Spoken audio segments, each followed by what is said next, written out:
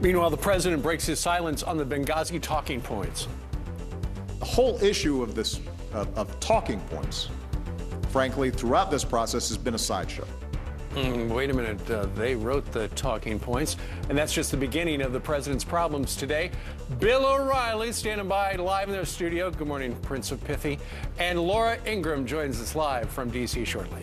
After the headlines. That all these passengers had to go through. And the saddest thing about this is welcoming Laura Ingraham is that Kevin Costner and Whitney Houston never really fulfilled their relationship. It looked like they were going to get together, but at the end, they went their separate ways. It was a movie. I think they did get together. All right. Did they really? Did you say fulfill I think the actually the whole point of the movie was they did get together. No, but did they end up together, Laura? Do you remember? Laura, didn't they get together? I believe so, but when you say fulfilled the relationship, exactly what do you mean by that? It's a morning show. They don't end up getting married. All right. My question is, did the woman have to buy drinks for everyone after that? I mean, that was... should have. That's crazy. Right? Pillows for free, at least. Should have been on American Airlines. Okay, so we got Bill O'Reilly. We got Laura Ingraham with us as well. We're going to first play the President of the United States. He finally got a question about Benghazi after the election, but it's all a sideshow. Your commentary after this. The whole issue of this, of talking points, frankly, throughout this process has been a sideshow.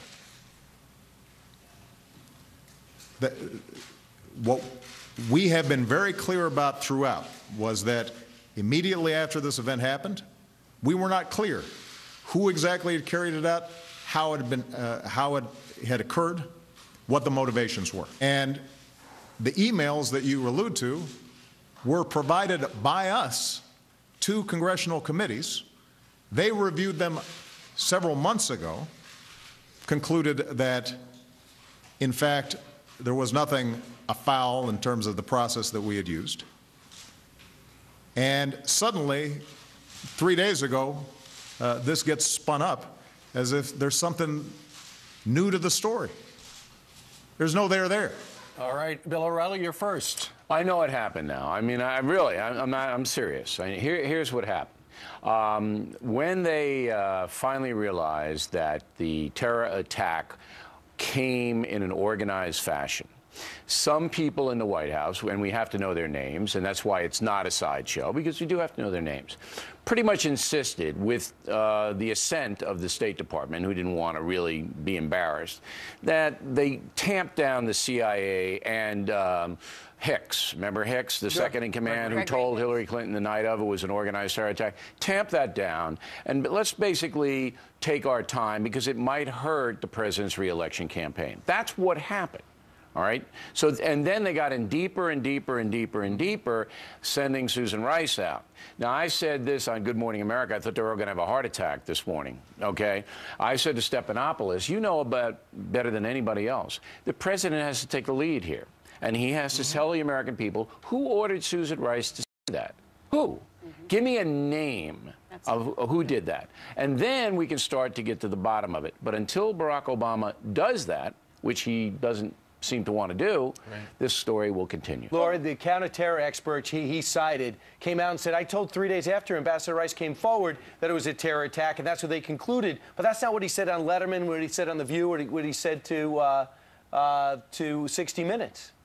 Well, then why wasn't it in the talking points? I mean, if it was so obvious to them, they thought, oh, well, it could have been a terrorist attack. Why was that taken out of the talking points? And when you watch the president yesterday, excuse me if I'm not bowled over by the phony outrage. Well, I'm outraged about the IRS, and this is a sideshow.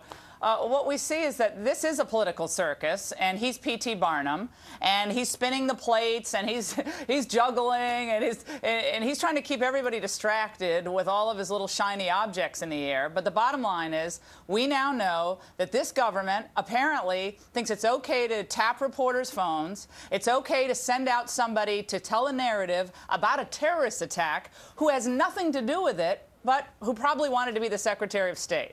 And this is a pattern of intimidation and demonization and fuzzing up the narrative that we have seen from Barack Obama, that table set from day one of his administration, from telling that Latino group, you got to punish your enemies, to the way they intimidated insurance companies and hospital groups into going along with health care reform. This is their stock in trade. I'm not surprised by anything that comes out of the mouths of these people, and frankly, I don't believe much of anything that comes out of that White House press room. I don't know how Jay Carney gets up every morning after that appearance on Friday. That was abominable. Laura, a new poll shows that independents, almost 50%, do not believe the administration, at least on the Benghazi. Why should they? At least on the Benghazi story. But, Bill, here's my question to you. The president yesterday said it defied logic why anyone would want to look into this. There's no there anymore.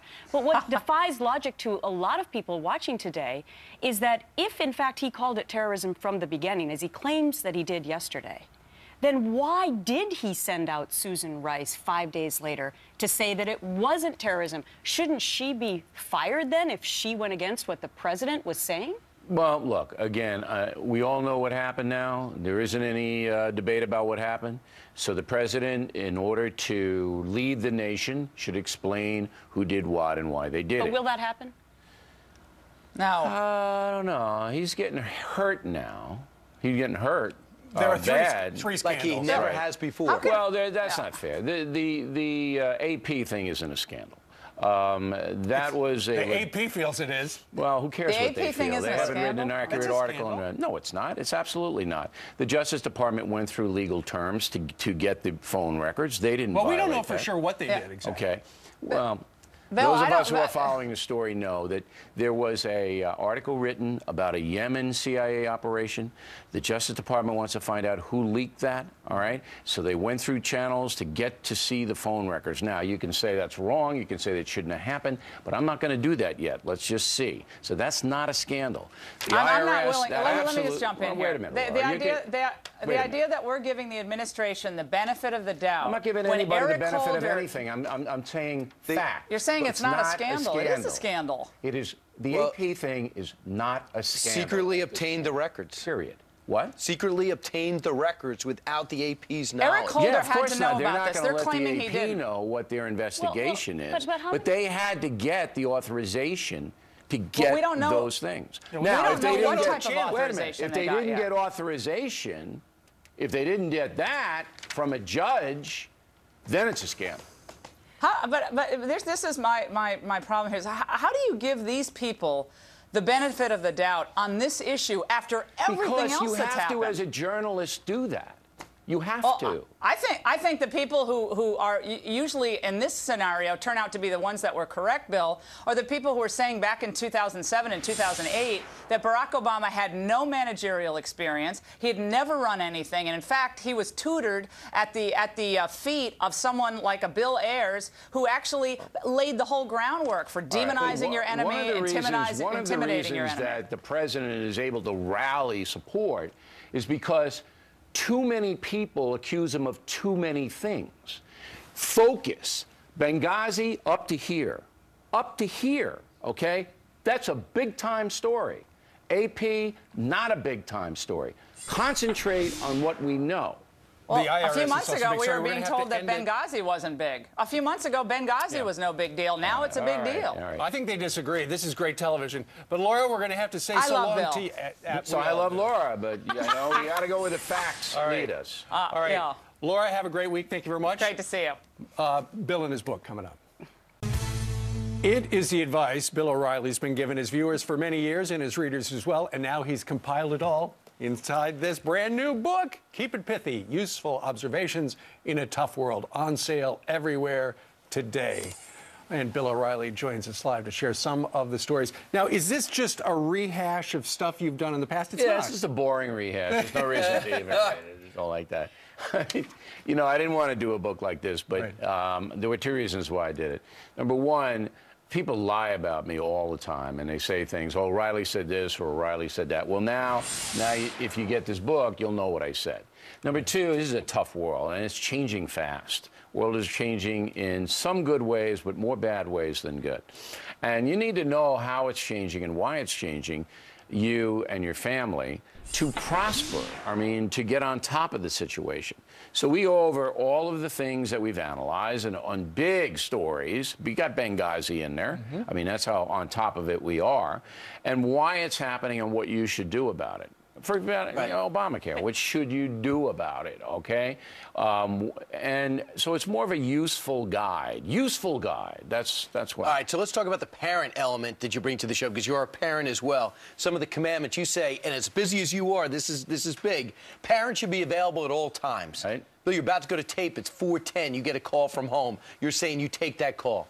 I take the call and I find out exactly if it's an emergency or, you know, or what it is. It only takes 30 seconds to delineate that. And your children should know that you put them first. And that's a part of this book that I want everybody to know. It's not just politics. The key to raising children, even, you know, troublesome children like I was, is just having, they need to know that you're putting them above everything else. Right. All right? And so if you're on the set saying, hey, I'm on the set, but I'm taking your call, it means something. All right? And I can't talk to you. I'll get right back to you after Fox and Friends is over. You guys go like 8 hours now, so it's a long time. But you get breaks during it, that kind of thing. Yeah. I frequently talk to my kids during the break before they go to school. Do you talk to them on the phone or through your finger? Well, that was just, yeah. Through one of my because she has some magical powers. You ever watch The Witch? She reminds me of very similar. Elizabeth Montgomery, doesn't she? No, when that nose goes, I mean, stuff appears all over you. Know that. Yeah, right. She can make lunch appear. I was more of an I Dream of Jeannie guy. How about If brunch? only my magic worked like that. Okay, you and I may disagree about several things, but I do agree with your 10 commandments of parenting in this book. You also say parents should pay for college. You owe your kids the tools. You brought them in. And you, I love this one. Parents should remove TVs and computers from kids' rooms or never put them in there in the first place. Well, that's right. I mean, you got to have some kind of control over what they're doing, particularly on this computer business. It's horrible. But all of that's common sense, and most people do it. But parents get distracted. They get tired.